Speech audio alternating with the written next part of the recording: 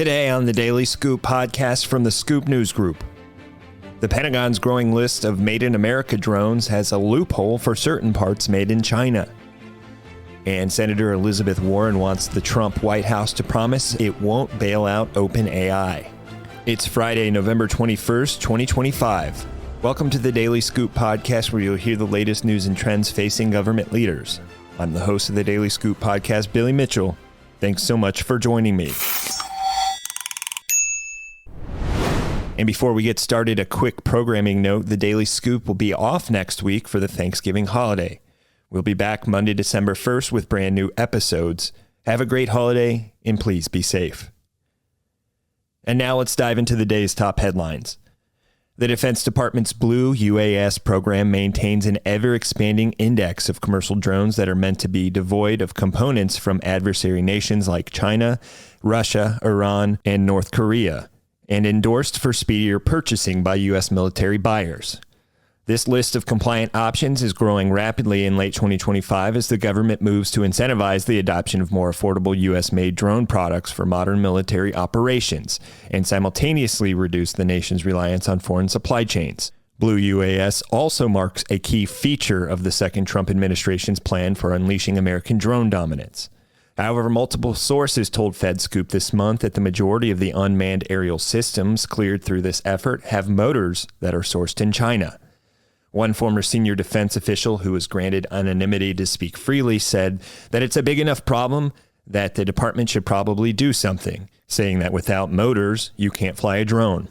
That former official went on to say that if you pick the top 3 Chinese components currently in Blue UAS approved platforms, it would likely be the motors, the batteries, and the electric speed controllers, referring to them as the, quote, dumb parts.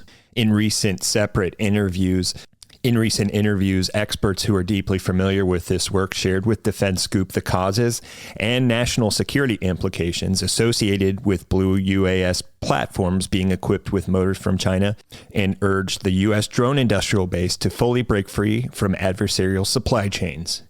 Make sure to read the complete story on DefenseScoop.com. Now moving on to other news, Senator Elizabeth Warren, the Democrat from Massachusetts, is asking the Trump administration to detail any plans it has to subsidize AI companies, alleging that OpenAI might be positioning itself for such relief despite denials by its leadership. Warren's Tuesday letter comes as the ChatGPT owner has faced questions in recent weeks about the health of its finances and whether it's becoming so enmeshed in the U.S. economy that the federal government should or would prevent its failure. In other words, whether it's becoming too big to fail. The speculation was enough to elicit a response from OpenAI CEO Sam Altman, who earlier this month pushed back on the theories in a social media post and said the company should not be bailed out in the event of failure. Yet Warren is still seeking information about any potential plans by the government to prop up the company, arguing that OpenAI's decisions paint a different picture.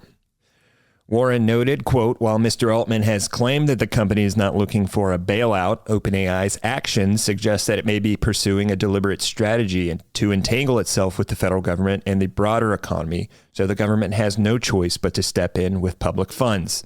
We've seen this before. Take on enough debt, make enough risky bets, and then demand a taxpayer bailout when those bets go south so the economy does not crash, unquote.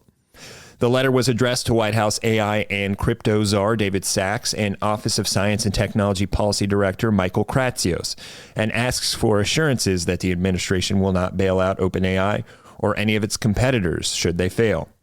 Warren also seeks details on governmental assistance, including loans and tax credits that the administration plans to give OpenAI or other companies, and information about any meetings with OpenAI or other companies on a potential federal backstop.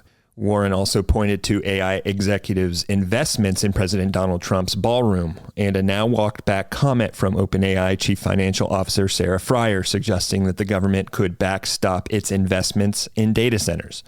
While Frier later clarified on social media that the word backstop had muddled her point, Warren said the company has still directly asked for assistance. It's not clear if Warren will get a response from White House leaders, but as a prominent player in financial regulation, her attention on OpenAI is of interest. Warren was the architect of the Consumer Financial Protection Bureau, which was established in the wake of the 2008 financial crisis to regulate Wall Street, but has since come under fire from the Trump administration, which accused it of advancing woke policies. For more news at the intersection of the federal government and technology, make sure to visit fedscoop.com.